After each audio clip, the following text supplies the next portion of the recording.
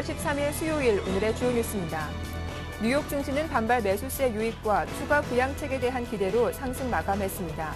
우리 항주 중심의 다우지수가 1.31%로 가장 크게 올랐고 나스닥 지수와 S&P 500 지수도 1%대로 강세를 보였습니다. 유럽 증시가 사흘 만에 상승세로 돌아섰습니다. 스페인에 대한 불안감은 이어졌지만 그동안 하락에 따른 반발 매수세가 유입된 데다 미 연방준비제도 이사회가 나설 것이란 기대감에 영국과 독일, 프랑스는 강보합에 마감했습니다.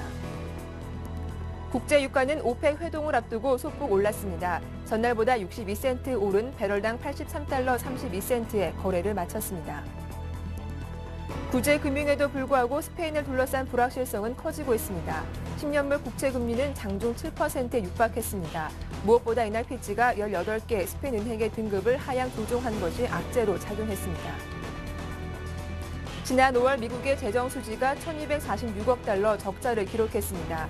이는 576억 달러 흑자였던 4월에 비해 크게 악화된 것으로 정부의 재정 지출이 크게 늘어난 데 따른 것으로 풀이됩니다.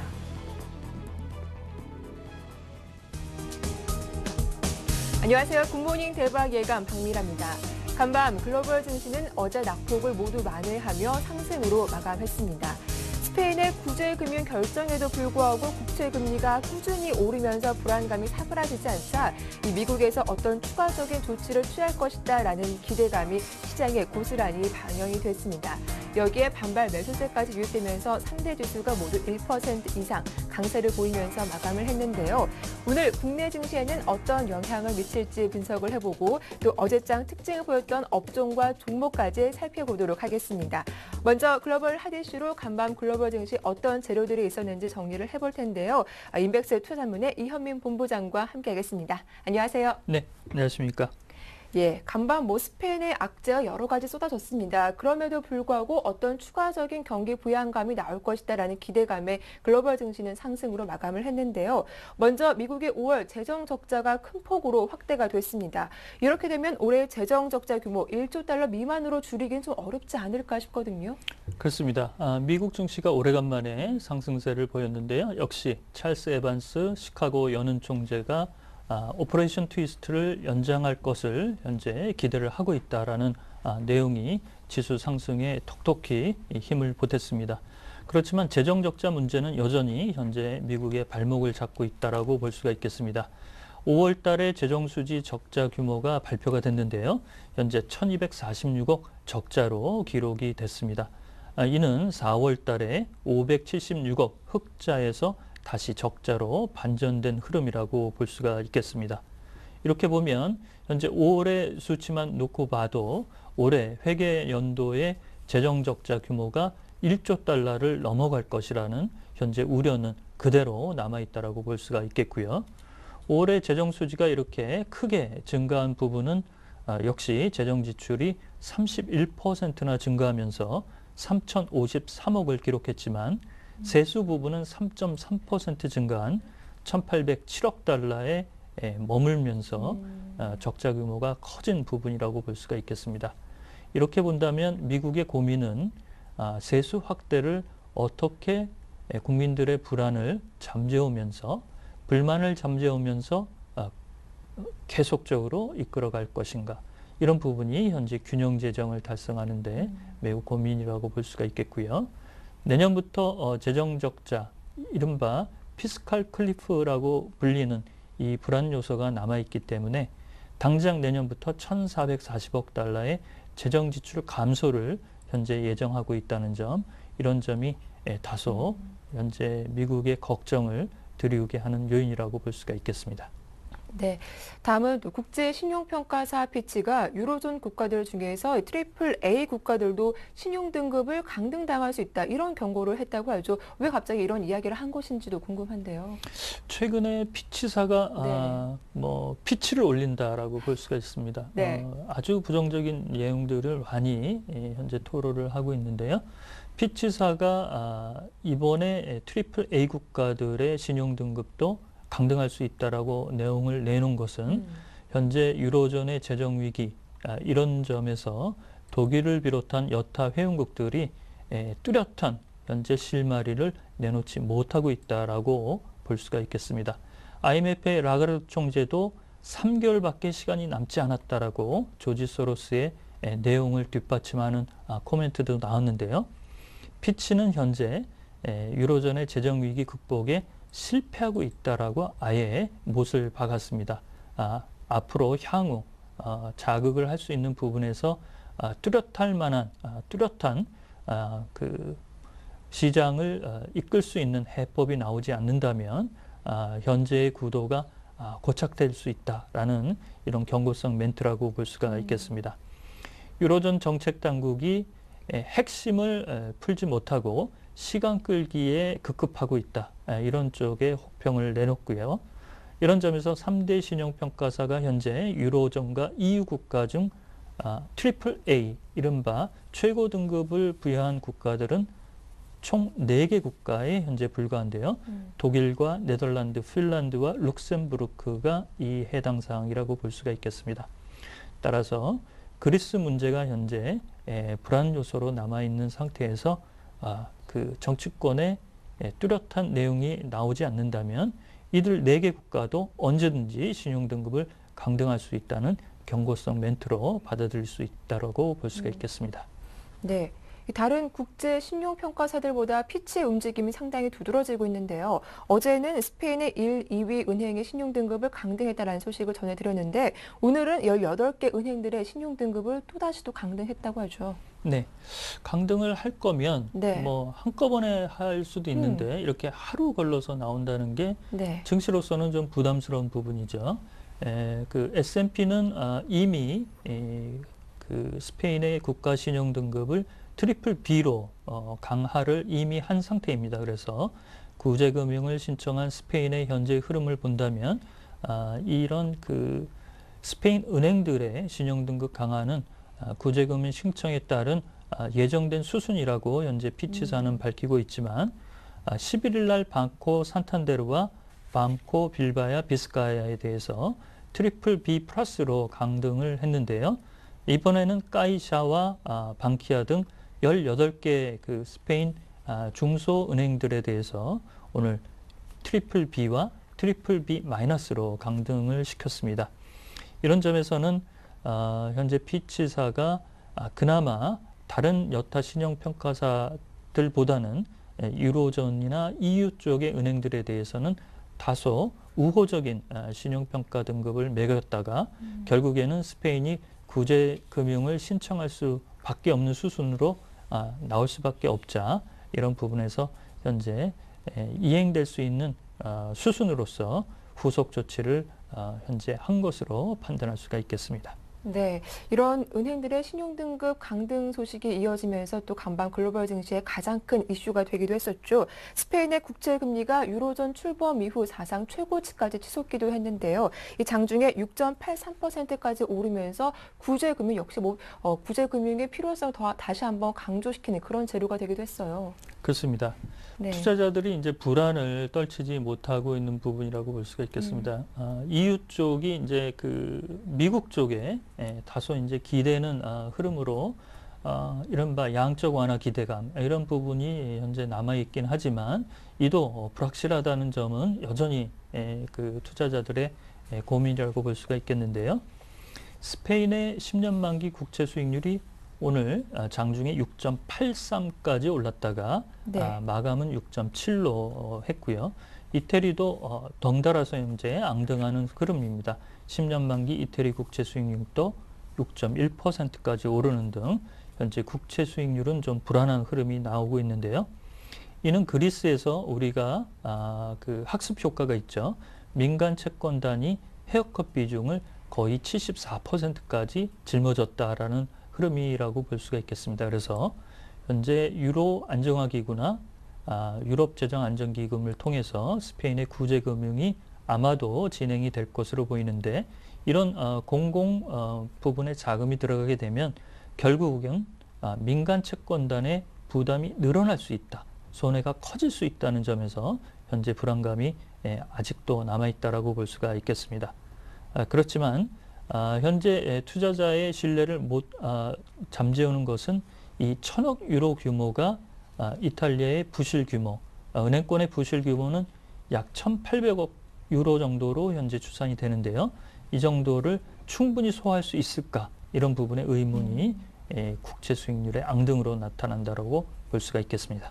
예, 이 국제통화기금 IMF는 스페인 은행들에 대해서 어떤 평가를 했다라고 하는데 그 보고서 안에는 어떤 내용들이 담겨 있습니까? 이것은 이제 피치가 그 스페인에 대해서 좋지 않은 식견을 이제 내놓은 부분하고 IMF는 조금 다른 성격의 내용을 현재 내놨습니다. 네. IMF는 스페인의 실사를 6월 초에 들어간 상태에서 은행권의 부실 규모를 현재 371억 유로 정도로 현재 추산을 했는데요. 이렇게 본다면 현재 스페인이 구제금융 1,000억 유로를 신청한 내용이 충분할 수 있다라는 내용으로도 해석이 될 수가 있겠습니다. IMF는 현재 산탄데르와 방코 빌바의 비스카야에 대해서는 재정적으로 안정돼 있다. 추가적으로 자금 조달은 필요치 않다라고 못을 박았는데요.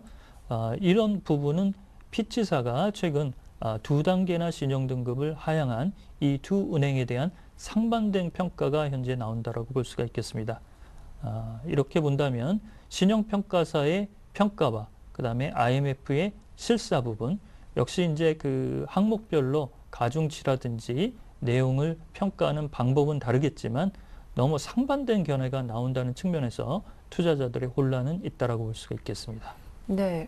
그럼 이런 피치와 IMF의 상반된 평가, 과연 투자자분들은 어떤 쪽을 더 믿어봐야 할까요? 그렇죠. 투자자는 어느 쪽을 보고 투자를 해야 될지 참 막막한 부분이라고 볼 수가 있겠습니다.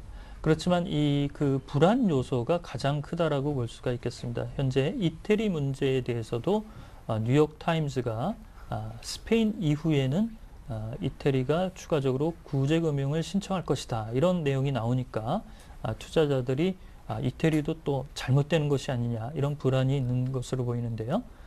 이태리 쪽은 이른바 그 주택시장의 버블이 없고 은행 쪽의 내용들은 아직까지는 크게 흔들리지 않는 모습을 보이고 있고요. 스페인은 민간 부채가 좀 많았지만 이태리는 공공 부채가 좀 많다는 점, 이런 점이 다소 다른 점이지만 이태리 문제는 너무 지금 좀 앞서 나가는 것이 아닌가라는 부분으로 해석해도 좋지 않을까라고 보겠습니다. 네. 다음은 중국의 인민은행이 불황이 장기화할 것을 대비해서 안전자산으로 금을 사모으고 있다라는 이런 소식도 들어왔더라고요. 그렇습니다. 중국이 네. 최근에 금 가격이 좀 지지되는 부분도 중국이 열심히 금을 좀 많이 수입하는 부분이 나오고 있습니다. 이런 점에서 공상은행이 올해 중국의 금 수요에 대해서 예측을 했는데요. 올해 한 10% 정도 금 수입이 늘어날 것이다라고 예측을 했습니다. 또한 인민은행도 최근 금 수입량을 조금씩 더 늘리는 그런 양상으로 나타나고 있는데 여기에는 이제 문화적인 내용이 이제 포함이 되어 있습니다. 독일의 분트나 미국의 국채도 여전히 안전자산이지만 중국에서는 일반 국민들은 금에 대한 수요 이런 쪽들이 현재 많이 올라오고 있다는 점, 이런 점에서는 현재 인도가 금 수입에 대해서 높은 관세를 부과하면서 금 수입이 좀 줄어드는 양상을 보이고 있지만 올해 중국이 1,000톤 정도의 금 수요 수입은 금 가격이 지지하는데 다소 긍정적인 영향이 부분적으로는 있겠다고 말씀을 드립니다. 예, 또 다음 소식입니다. 이 유로존 소국인 키프로스도 구제금융 신청이 필요하다라는 전망이 제기가 됐는데 또 앞서 무디스가 키프로스 은행 두 곳의 신용 등급을 강등하기도 했네요. 그렇습니다. 키프로스는 작은 국가니까요. 네. 예, 유로존의 이제 작은 국가들이 뭐 키프로스나 몰타 같은 국가들이 있습니다. 키프로스는 그리스 국채와 그리스 은행에 대한 익스포저를 통해서 현재 부실이 좀 올라왔는데 규모는 그렇게 크지 않은 상태입니다. 30억에서 40억 유로의 구제 자금을 현재 필요로 하고 있다라고 현재 그 파소스 시알리 재무장관이 6월 중에 구제금융을 신청할 수도 있다라고 얘기를 하고 있는데요. EU 쪽에서는 금액이 그다지 크지 않다는 점, 이런 점에서는 공식적인 신청이 오면 이에 그 대응을 하겠다라고 얘기를 하고 있습니다. 그렇지만 유로존 회원국들이 스페인에 이어서 키프로스가 되면 5번째 구제금융 국가가 나온다는 측면에서 보면 다소 불리쾌한 소식이라고 볼 수가 있겠습니다. 예, 말씀 잘 들었습니다. 지금까지 인백스 투자자문의 이현민 본부장과 함께했습니다. 수고 많으셨습니다.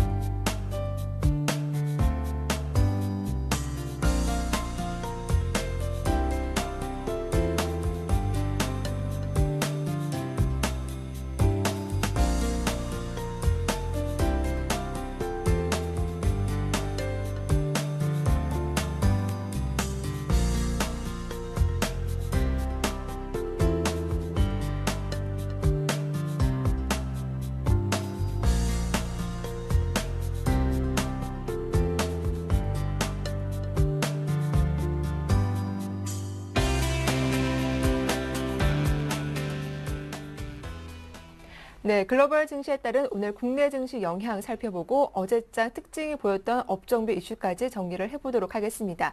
두 분의 전문가와 함께할 텐데요. 샘플러스 이상로 전문위원과 YG인베스트 심기원 대표 나오셨습니다. 안녕하세요. 안녕하십니까. 반갑습니다. 예, 먼저 간밤 글로벌 증시는 다시 상승 마감했습니다. 어제 낙폭을 어느 정도 만회하지 않았나 싶은데요. 이 경기 부양에 대한 기대감이 다시 나오기도 했죠. 이상로 전문위원님께 질문 드리겠습니다. 오늘 국내 증시 좀 긍정적인 영향을 받을 수 있겠네요. 네, 맞습니다. 그리고 제가 일단은 차익 실현 매물이 어제는 좀 나왔다고 말씀을 드렸고요. 그리고 오늘 마감했는 걸로 보면 일단은 장중에 일단 신용평가사 피치사의 스페인 18개 은행에 대해서 신용 등급 강등 소식이 있었습니다. 그래서 하락을 조금 하다가 난 다음에 반등을 해서 마지막에는 양봉으로 끌어올리는 모습을 나왔는데요. 그만큼 지금 같은 경우에 미국의 연방준비제도가 경기부양책을 발표한다는 소식이 있었죠. 그래서 그런 부분이 상당히 좋게 작용을 했다. 그래서 스페인에 대한 우려는 아직까지 존재는 하지만 그 부분에 대해서 19일날, 20일날 있는 FOMC 회의를 통한 기대감이 조금 더 크게 작용하지 않았나. 그렇게 보시는 게 좋겠고요. 그리고 지금 미국 증시를 한번 자세하게 한번 살펴보시면 일단은 에너지하고 그다음에 공업 관련주가 좀 많이 올랐습니다. 그래서 그만큼 저가 매수세가 유입이 됐다고 보실 수가 있는데요. 우리나라도 요즘 말들을 많이 합니다. 저가 매수세라는 말들이 많이 나오는데 지금 같은 경우에는 화학주나 철강주 그리고 조선주 같은 중국 모멘텀 관련주에 대해서 저가 매수세 아직까지 유효하다고 말씀을 드리겠고요. 그래서 오늘 같은 경우에는 조금 더 급하게 가시는 분들 같은 경우에는 비중 자체를 10% 정도로 좀 더 늘리시자. 그래서 전에 말씀드렸던 건 10% 그리고 요번에 10%에서 20% 내외로 가지고 가보시자. 그래서 공격적인 투자를 하시는 분들은 그렇게 하셔도 무방하겠다 그렇게 말씀을 드리겠습니다. 그래서 증시가 기술적 분석적으로 볼 때는 지금 미국 쪽에서는 어느 정도 지지가 나오는 상황이 발생하고 있는데요. 그런 모습 우리나라에도 조금 긍정적으로 영향을 미치지 않을까 그렇게 보고 단기적인 흐름은 지금 좀 양호한 상태다 그렇게 보시는 게 좋겠습니다. 예, 좀 단기적으로 양호한 흐름을 예상을 해주셨습니다. 그런데 어제 국내 증시는 역시 스페인발 악재가 불거지면서 약세로 마감을 했는데 그래도 장 초반에 1% 이상 하락한 것에 비하면 약보합권에 마감한 건 좀 선방한 것 같아요. 네, 우선은 코스피 시장 같은 경우에는 하락세 마감을 하였지만은 어느 정도 하락폭을 좀 만회하는 모습 보였다는 점에서는 좀 긍정적인 모습으로 마감을 했다라고 먼저 정리를 해드리겠습니다. 어제장 같은 경우에는 12.3포인트 0.66% 하락한 1854.74에서 마감하였는데 장중에는 1850선 이하로까지 내려가는 모습 보였습니다. 하지만은 전반적으로 좀 투자 심리가 개선되는 모습 보이면서 1850선 회복하는 모습에서 마감했다라고 정리해 드리겠고, 코스닥 시장 같은 경우에는 오히려 상승 반전에 좀 성공하는 모습으로 마감하는 모습 보였습니다. 코스닥 시장은 2.3포인트 0.51% 상승한 471.97에서 마감하는 모습 보였는데, 전반적으로 좀 투자 심리가 완화되는 그런 모습 속에서 코스닥 여러 가지 테마적인 성격이 짙은 종목 쪽으로 상승폭이 나타나면서 코스닥 시장의 상승 반전이 성공의 주요 원인이 되었다라고 정리를 해드리겠습니다. 예, 그러면 이어서 어제장 좀 강세를 보였던 업종은 어느 업종인지도 한번 정리해 주시죠. 네, 저는 코스피 같은 경우에는 전일장 강세 업종 같은 경우에는 몇 가지 업종이 있습니다. 의료 정밀 업종이 가장 높은 상승률을 보이면서 업종 상승률 1위를 기록을 하였고, 그 뒤를 이어서 비금속 업종과 증권 업종, 종이목재 업종의 상승폭이 나왔습니다. 지수는 좀 하락세를 보였지만은 앞서 말씀드린 대로 좀 낙폭을 만회하는 그런 모습 속에서 증권 업종의 상승세가 좀 눈에 띄는 모습 보였고, 약세 업종 같은 경우에는 섬유 의복 업종과 전기가스 업종, 그리고 건설, 철강, 금속, 유통 업종에 대한 약세 흐름이 이어졌습니다. 또한 시총 상위 종목군들의 움직임 놓고 보신다고 한다면은 코스피 시장에서는 하이닉스, SK 하이닉스가 2.1%대 강세 흐름으로 마감하는 모습 보였습니다.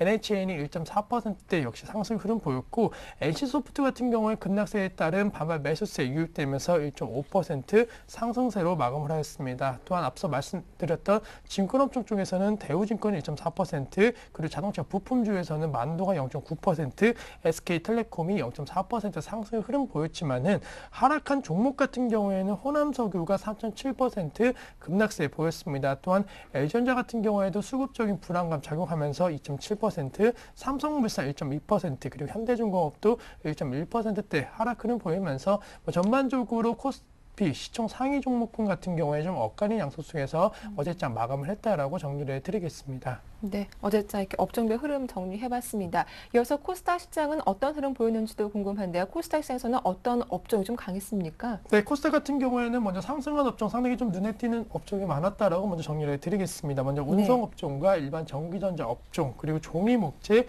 오락문화, 인터넷 업종의 상승 탄력도가 상당히 높게 나왔다라고 먼저 정리해 드리겠고, 반대로 약세 업종 같은 경우에는 금융업종과 방송 서비스, 섬유 의류, 기기장비 업종의 약세 흐름이 이어지는 모습 보였습니다. 또한 시총 상위 종목군들의 움직임 놓고 보신다고 한다면은 게임아이가 11%대 상승 흐름 보였고, 파라다이스가 6% 넘는 상승세로 마감하는 모습 보였습니다.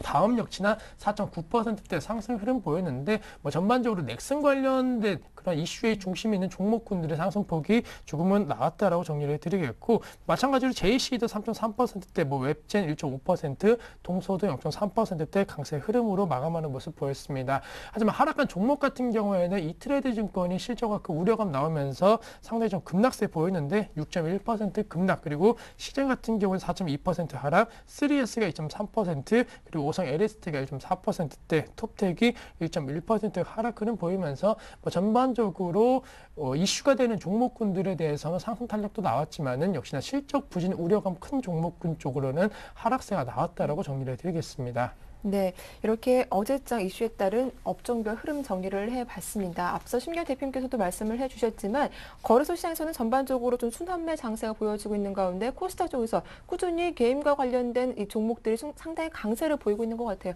어제장 특징 중 어떤 게 있었습니까? 네, 맞습니다. 일단은 어제장 같은 경우에는 특징들을 잡는데 좀 시간이 좀 상당히 오래 걸렸습니다. 별다른 특징이 없어갖고요. 시간이 좀 오래 걸렸어요. 그래서 보시면 일단은 게임주밖에 눈에 띄는 게 없었습니다. 그쵸. 그 게임주 중에서도 스마트폰 관련 게임주죠. 모바일 게임주라고 흔히들 말을 많이 하는데, 일단은 증권 소평이 계속적으로 이어지고 있죠. 그리고 모바일 업황에 대해서 업황 개선 기대감이 있고요. 그리고 갤럭시 S3를 출시한다든지 그만큼 스마트폰 보급률 자체가 조금 더 올라가지 않나. 그래서 확실한 캐시카우 시장이 형성이 된다. 그렇게 보시는 게 좋겠습니다. 그래서 기관이 볼 때는 그렇게 지금 보고 있는 상태고요. 그래서 지금 주가에도 그걸 반영되고 있다. 그렇게 보시는 게 좋겠습니다.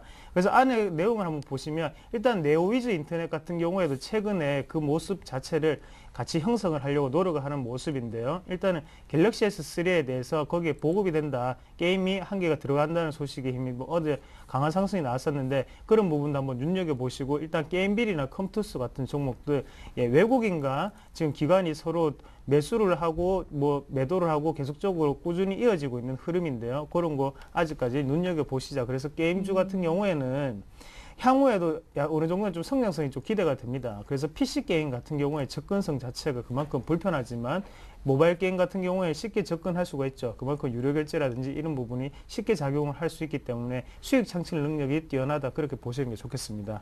그리고 한 가지 더 살펴보시면 일단은 중국 소비 관련주가 꾸준히 오른다는 걸 아실 수가 있겠는데요. 일단 경기가 부양되려고 하면 일단은 소비 회복이 일어나야 됩니다. 그만큼 지금 소비 관련주 쪽으로 지금 내수 부양 기대감에 의해서 지금 호텔 신라라든지 파라다이스 같은 종목들이 최근 들어서 꾸준히 상승하는 모습 그리고 신고가를 가져가는 모습인데요. 이런 부분도 한번 살펴보시자. 그래서 차라리 신고가 가는 종목이나요? 아니면 신저가 가는 종목 그렇게 양극화 현상이 나타나고 있기 때문에 그런 부분 눈여겨보시고 투자를 하실 거면 그런 종목들 위주로 투자를 하시자 말씀을 드리겠습니다.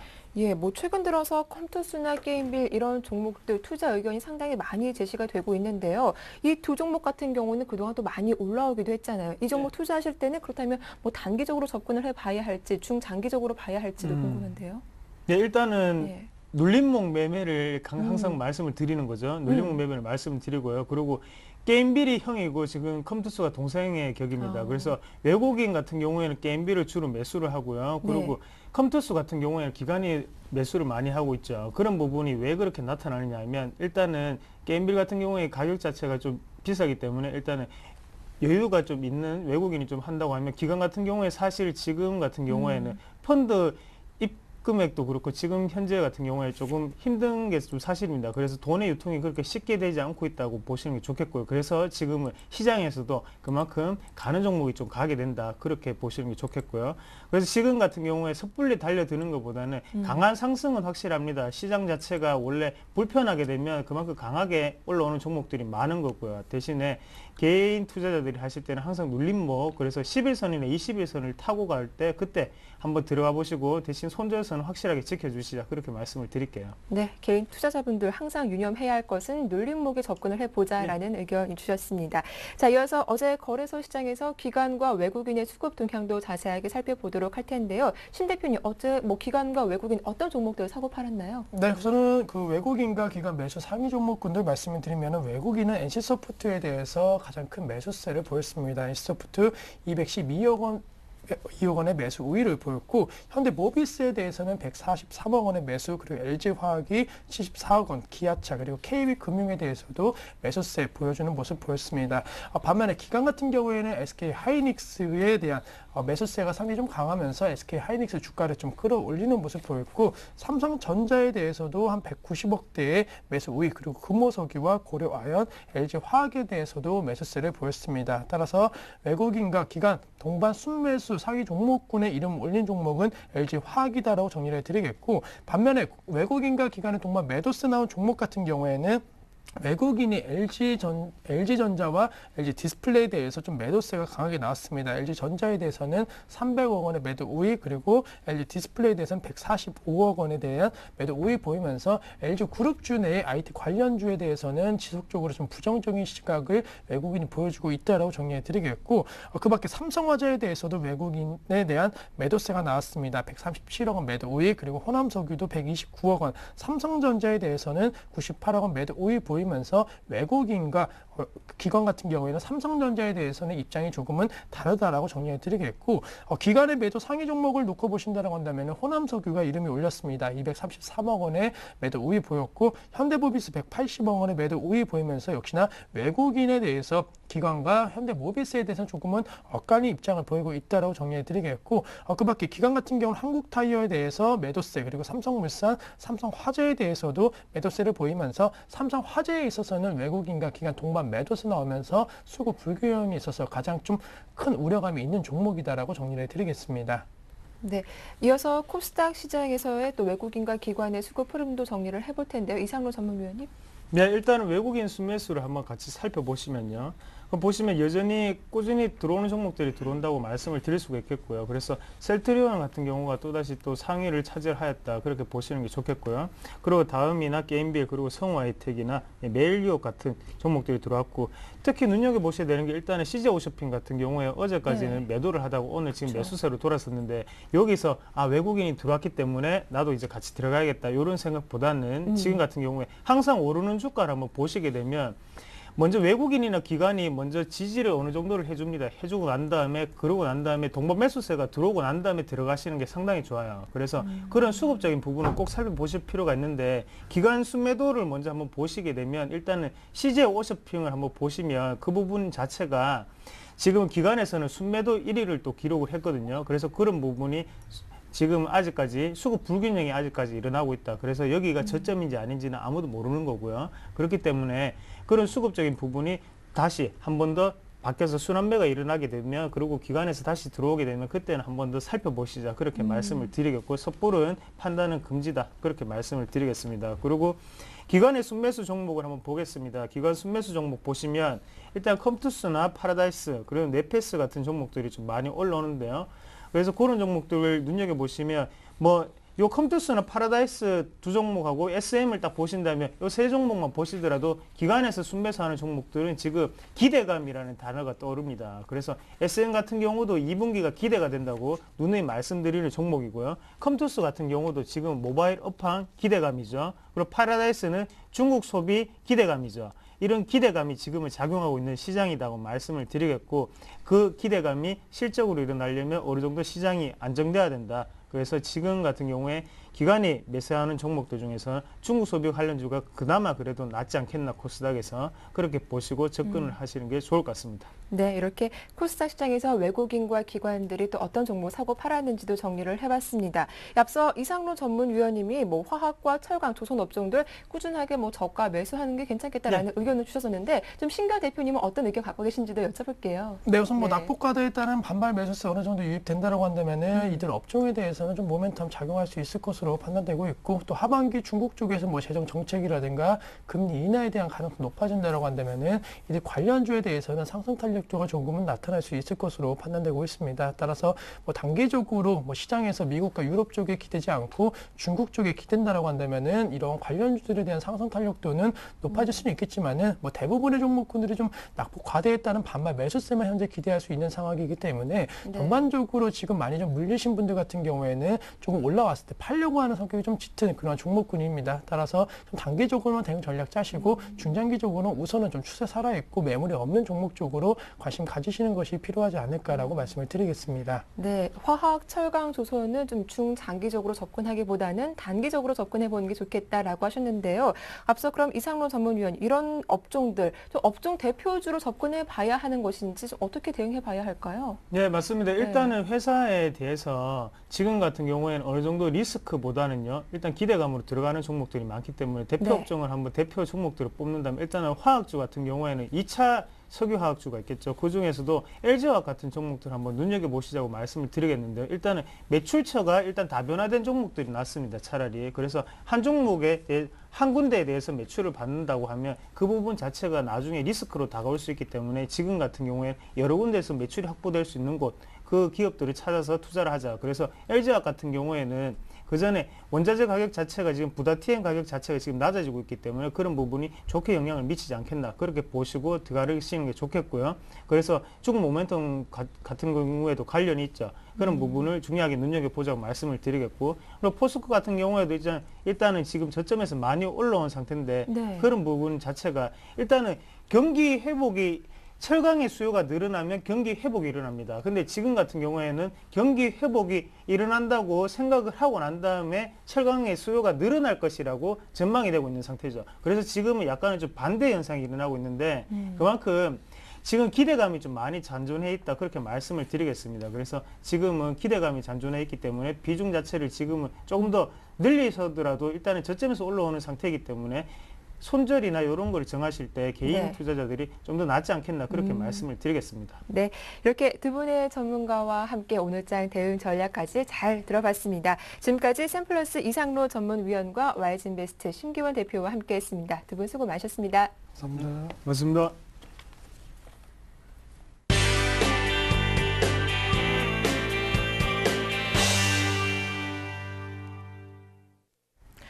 예, 어제 시장 어려웠지만 그 가운데서도 특징을 보였던 종목들이 있었죠. 그런 종목들 어떻게 대응해보면 좋을지 의견 들어보겠습니다. 샘플러스 김현근 전문위원에게 물어보죠. 안녕하세요. 네, 안녕하세요. 예, 어제 좀 특징 보였던 종목들 함께 말씀해 주시죠. 예, 어제 특징을 좀 보였던 종목을 좀 말씀드리면, 어제 일단 좀 다음이라는 종목을 좀 말씀을 드리고 싶은데요. 우리가 네. 이제 잘 아는 종목인데, 사실 이제 넥슨에서 얼마 전에 이제 NC소프트 지분 인수하면서 최대 주주가 됐던 부분, 이러한 부분과 좀 연결이 되는 부분인데요. 이제 김백진 대표가 이제 다음을 인수할 수 있다, 이런 인수설이 좀 돌면서 어제 다음에 좀 변동성이 좀 나타났습니다. 사실 이제 그 지분 매각한 이후에 한 8천억 원 이상의 이제 그런 자금이 생기게 되는데, 다음 같은 경우는 사실 한 2천억 정도면 인수가 가능합니다. 현재 상태에서.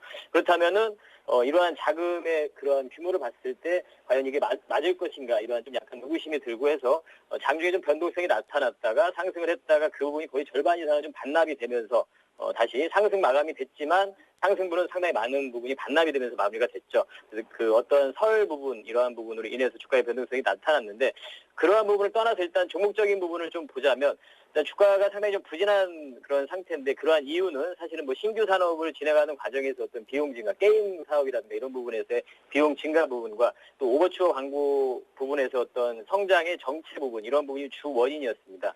네, 올해 이제 2012년도 말에 이제 오버추어와의 어떤 검색 광고 대행 계약이 종료를 앞둔 시점이죠. 네, 그러한 상태에서 어떤 다음에 협상력이 증대라든가 그렇게 된다면 수익 배분 상향 조정, 이러한 가능성이 있기 때문에 앞으로의 주가의 흐름은 좀 어느 정도 저점을 좀 확인하는 과정이 나타나지 않을까, 이렇게 좀 보고 있습니다. 그러한 이유를 보자면, 사실 과거에는 NHN이 오버추어의 어떤 최대 플랫폼이었다면 현재는 지금 다음이 그 위치를 점유를 하고 있는 상태죠. 그래서 다음 같은 경우 이제 올해 말에 그 오버추어한테 검색 광고 종료를 된다면 그 계약 대상으로서 오버추어뿐만이 아니라 MVP라는 그런 업체도 지금 가능성을 열어두고 있기 때문에 협상하는 과정에서 우위를 좀 점하게 될 수 있지 않나, 이렇게 보고 있습니다. 그래서 앞으로의 그런 수익성의 어떤 수익 때문에 상향 조정을 좀 기대를 해볼 수 있을 것 같습니다. 그래서 이 종목을 좀 관심을 좀 가지신다면, 어제 이제 강하게 또 변동성이 나타나고 또 기관과 외국인의 수급이 좀 유입이 된 부분도 눈에 띄는데요. 그러한 또 설에 의해서 움직인 거기 때문에 어떤 바닥을 확인하는 과정이 필요하다고 생각을 합니다. 그래서 접근을 할 때는 매수가는 이제 95,000원 정도 선, 다시 한 번의 어떤 조정 구간이 나타나서 바닥을 확인하는, 이러한 확인한 후에 접근하시기를 말씀을 드리고요. 목표가 같은 경우에는 11만 원 이렇게 제시해드리고, 손절가는 9만 원, 전저점을 이탈하는 그런 흐름이 나타난다면, 여전히 지금 하락 추세이기 때문에 분명히 그런 리스크가 있기 때문에 손절가는 9만 원 이렇게 제시해드리도록 하겠습니다. 네, 다음 같은 경우는 어제 변동성이 상당히 컸던 종목이기도 한데 제시하신 매수가 잘 확인해 보시면서 대응을 해보시면 좋겠습니다. 이어서 다음 종목은 어떤 종목입니까? 네, 다음 종목은 이제 코텍이라는 종목인데요. 코텍이라는 종목도 어제 이제 최대 주주 또 변경이 있었죠. INA라는 그런 회사로 변경이 됐습니다.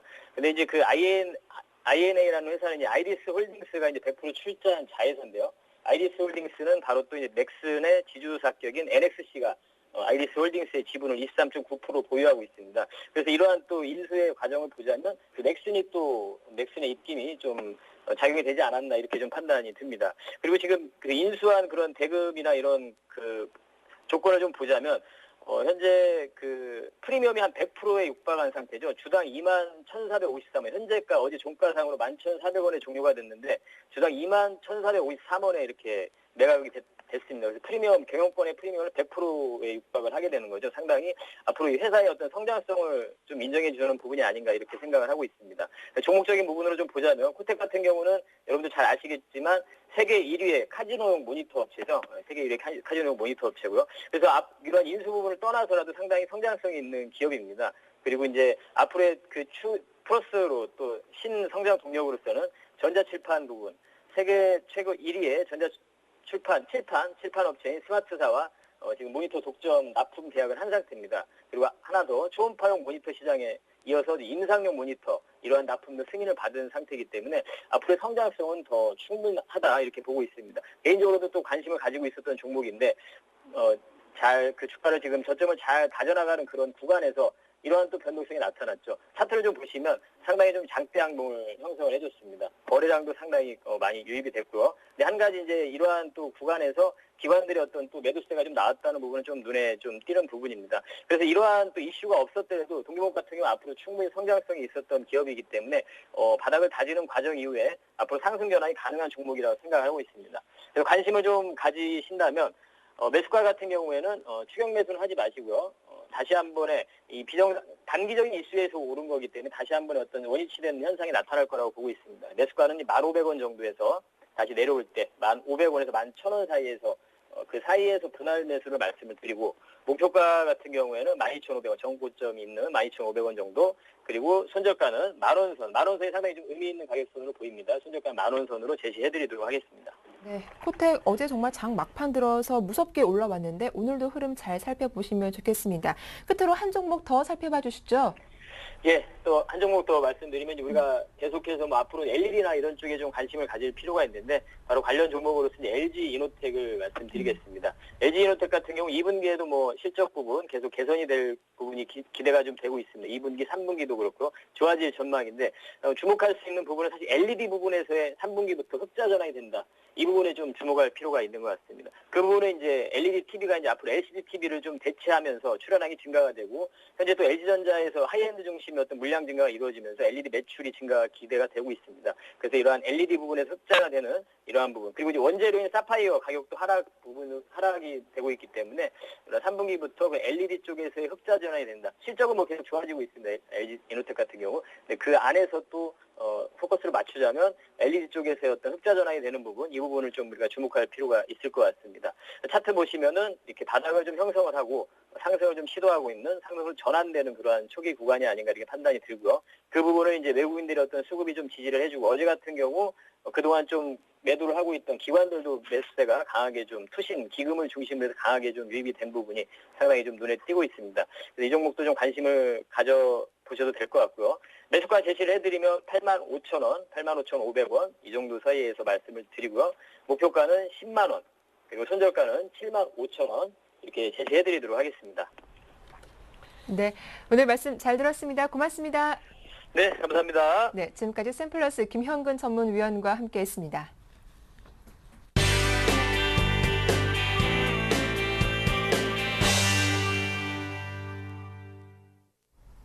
네, 이슈앤 이슈 오늘 순서는 서울경제신문 생활산업부의 조성진 기자와 함께하겠습니다. 안녕하세요. 네, 안녕하세요.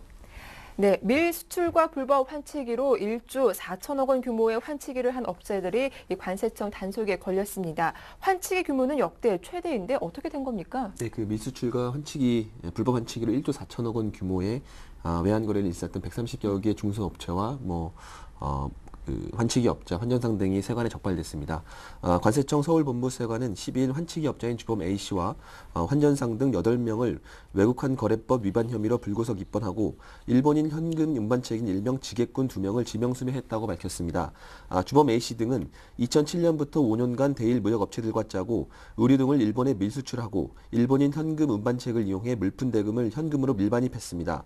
또 국내 환전상을 통해 환전하는 수법으로 불법 외환 거래와 탈세를 저질렀습니다. 불법 외환 거래만 대행해주는 일반 환치기와 달리 밀수출과 대금 회수, 불법 자금 조성까지 모든 과정을 원스톱으로 해결하는 신종 수법을 동원했습니다.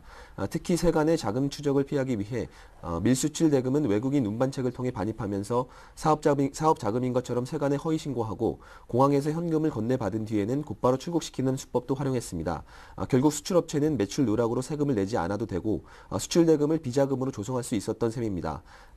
관세청 관계자는 엔화 불법 거래에 가담한 130개 무역업체를 상대로 조사를 확대해 매출 누락과 자금 세탁, 재산 도피 여부 등을 따져 엄중히 처벌할 예정이라면서 일본뿐 아니라 이와 유사한 신종 환치기 수법을 동원한 사례들이 더 있는지 추가로 수사에 나설 방침이라고 말했습니다. 관세청은 밀수자금, 자금 세탁, 환치기 등 반사회적 국제금융범죄 단속에 조사 역량을 더욱 집중하기로 했습니다. 네, 시중은행에서 중소기업의 대출 증가액이 빠르게 둔화되고 있습니다. 중소기업 업계에는 영향이 클 것 같은데 어떻습니까? 네, 최근 대형 저축은행의 연이은 퇴출과 또 영업 축소로 주요 대출 창구마저 제한된 상황에서 은행권의 중소기업 대출 둔화는 중소기업 경영에도 상당한 압박으로 작용하고 있습니다. 한국은행과 금융계에 따르면 지난 1월에서 5월 시중은행의 중소기업 대출 순증액은 5조 708억 원으로 집계됐습니다. 지난해 같은 기간의 순증액 11조 5,105억 원의 절반을 밑도는 수준입니다. 반면 같은 기간 시중은행의 대기업 대출 순증액은 20조 990억 원으로 지난해 순증액보다 6조 원가량 많았습니다. 물론 이 같은 차이는 올해부터 중소기업에 대한 분류 기준이 강화되고 4월부터 기존 중소기업 대출 가운데 일부가 대기업 대출로 잡혀면서 나타난 결과이기도 합니다. 하지만 이를 감안하더라도 중소기업의 대출 증가액의 둔화는 확연합니다. 중소기업 분류 기준이 방영되지 않는 시중은행의 지난 1월부터 3월까지 대출 순증 수치는 비교해도 비결과는 비슷합니다. 예컨대 중소기업의 시중은행 대출 순증은 지난해에는 7조 6,589억 원이었지만 올해는 4조 8,357억 원으로 2조 원가량 급감했습니다. 반면 대기업 대출은 4조 9,586억 원에서 10조 2조 9,076억 원으로 2배나 증가했습니다. 금융당국의 한 관계자는 수치만을 놓고 볼 때 중소기업 대출 증가가 크게 둔화되고 있는 게 맞다면서도 다만 중소건설사에 대한 프로젝트 파이낸싱 대출이 줄고 있는 것도 시중은행의 중소기업 대출 둔화에 영향을 미치고 있다고 설명했습니다. 네, 글로벌 SP 브랜드들이 국내 공략을 가속하면서 2차 공습이 시작됐습니다. 국내 업체들은 브랜드 리뉴얼로 맞대응하고 있는데 어떤 내용인지 자세하게 전해주시죠. 네, 그 아베크롬비, 홀리스터, 톱샵 등 그 글로벌 스파 브랜드들이 그 국내 진출을 가속화하면서 한국의 글로벌 스파 브랜드 2차 공습이 시작됐습니다. 스파 브랜드는 제조, 유통을 일괄한 의류를 말하는데요. 업계에 따르면 미국 유명 캐주얼 스파 브랜드인 아베크롬비앤피치가 운영하는 아베크롬비앤피치와 홀리스터가 올 하반기 국내에 상륙합니다. 아베크롬비앤피치는 청담동에 70평 규모의 매장 임대차 계약을 완료하고 오픈 준비에 들어갔습니다. 홀리스터는 오는 8월 문을 여는 여의도 IFC몰에 1호점을 오픈합니다. 그동안 국내 기업과 합작 진출 등 한국 진출설이 무성했던 영국 SPA 브랜드 프라이크 마크와 톱샵 역시 최근 진출로 가닥을 잡고 국내 시장 조사를 하고 있는 것으로 알려졌습니다. 제일모직은 빈폴을 바이크 리페어 샵으로 리뉴얼하면서 품질과 디자인은 빈폴진 수준으로 유지하되 20에서 30% 정도 가격을 낮춰서 소비자 진입 장벽을 낮추면서 이들 브랜드에 대응한다는 전략입니다. 지난해 캐주얼 브랜드 메이폴을 인수한 세아상육도 올여름 메이폴을 리뉴얼해 재탄생시켰습니다. 메이폴은 가격대를 유니클로와 맞먹는 수준으로 하향 조정하고 2주마다 신제품을 공급하고 있습니다. 네, 마지막 이슈입니다. 삼성전자의 갤럭시 S3가 시장에서 돌풍을 일으키고 있습니다. 예약 판매 열기가 정말 뜨거운데요. 정말 현장에서도 실감이 납니까? 네, 지금 삼성전자의 그 갤럭시 3의 인기가 지금 심상치 않은데요. 해외에서 10만 대 가까운 선주문 판매량을 기록한 데 이어서 국내에서도 돌풍을 일으키고 있습니다. 특히 21일 미국 샌프란시스코에서 개막된 애플 개발자 회의에서 기대했던 아이폰 5가 공개되지 않아서 국내외에서 갤럭시 3의 독주는 지속될 것이라는 분석입니다. SK텔레콤은 12일 오전 갤럭시 3S3의 그 예약 판매를 시작한 지 2시간 반 만에 3G 모델 한정 수량 5,000대가 모두 팔렸다고 밝혔습니다. 네, 말씀 잘 들었습니다. 이슈 지금까지 서울경제신문 생활산업부의 조성진 기자와 함께했습니다. 수고 많으셨습니다. 네, 수고하셨습니다. 네, 굿모닝 대방예감 1부 순서는 여기서 마치겠습니다. 저희는 잠시 후 2부로 다시 인사드리겠습니다. 고맙습니다.